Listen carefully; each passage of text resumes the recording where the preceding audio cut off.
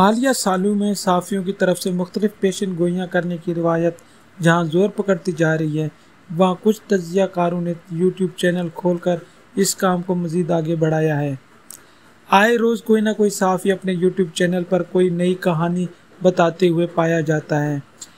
Media کے تجزیہ کاروں میں ایسی ایک شخصیت عمار مسعود صاحب کی ہے، جنہوں نے 14 مئی کو موجودہ حکومت کے بارے میں پھر کچھ پیشن گوئیاں کی، لیکن اس تجزیے سے پہلے وہ شاید یہ بھول گئے کہ وہ خود کتنی بار پہلے بھی ایسے تجزیے کر چکے ہیں۔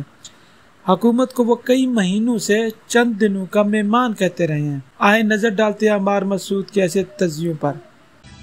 سوچو کہیں ایسا تو نہیں ہے تم کو ہی ادراک نہ ہو، جو دل چاہے خبر بنا دو اتنے بھی بے باک نہ ہو، کنڈا صحافت کرنے والوں ذریعہ خبر ہو معاش نہ ہو، سب کے گریباں جھانکنے والوں کیوں اپنا گریباں چاک نہ ہو۔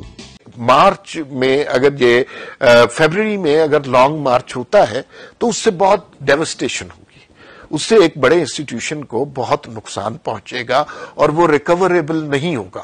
عوام کے ذہن جس طرح کے بن جائیں گے، اس سے پہلے وہ اس نالائق سلیکٹڈ اور نااہل حکومت کو کچھ نہ کچھ ضرور کریں، اور وہ اس سے پہلے آپ کو ہوتا ہوا بھی نظر آئے گا۔ اس کے کچھ شواہد بھی ہیں۔ میرے اندازے کے مطابق اور کچھ سورسز کی اطلاع کے مطابق یہ حکومت اب کچھ ہی دن کی مہمان ہے، اور طریقہ کار اس کے ہیں کہ ویڈیو میں ہم آپ کو بتائیں گے کہ خان صاحب کی حکومت کب تک جا رہی ہے اور کون سی وجوہات ہیں جن کی بنا پر ہم اندازہ لگا سکتے ہیں کہ اب یہ حکومت کچھ دنوں کی مہمان ہے۔ نیچے دیے ہوئے لنک کو کلک کر کے آپ مکمل بات سن سکتے ہیں۔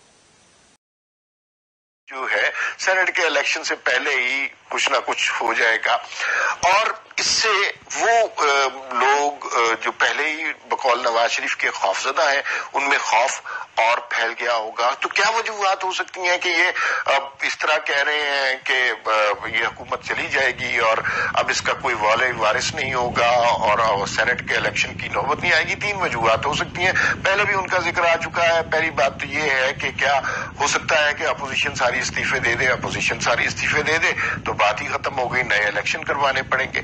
اس کے علاوہ ایک طریقہ یہ ہو سکتا ہے کہ فورن فنڈنگ کیس کھول دیا جائے۔ فورن فنڈنگ کیس اگر کھول دیا جاتا ہے تو پھر اس کے بعد بہت مشکل ہو جائے گی، کیونکہ پھر وہ پی ٹی آئی صرف عمران خان کی حد تک پابندیاں محدود نہیں ہوں گی، پی ٹی آئی ایز جماعت جو ہے وہ بھی فارغ ہو جائے گی۔ اور تیسرا جو ایشو ہو سکتا ہے ان حالات میں وہ تحریک عدم اعتماد ہو سکتا ہے، اور یہ ساری کارروائیاں 20 تاریخ یہ توقع ہے کہ سینٹ الیکشن سے پہلے ہو جائیں گی۔ انٹرنیشنل صورتحال پہ بھی نظر رکھیں، ٹرمپ ایڈمنسٹریشن جا رہی ہے اور نئی ایڈمنسٹریشن آ رہی ہے، اور وہ پاکستان وہ ڈیموکریٹس ہیں، جمہوری حکومتوں کو ہمیشہ سے پسند کرتے ہیں، تو یہاں پہ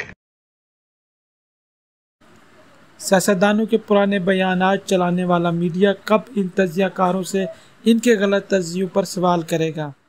میڈیا کی جھوٹی خبروں اور دوسری معلومات جاننے کے لیے ہمارا ساتھ دیں اور ہمارا چینل سبسکرائب کریں۔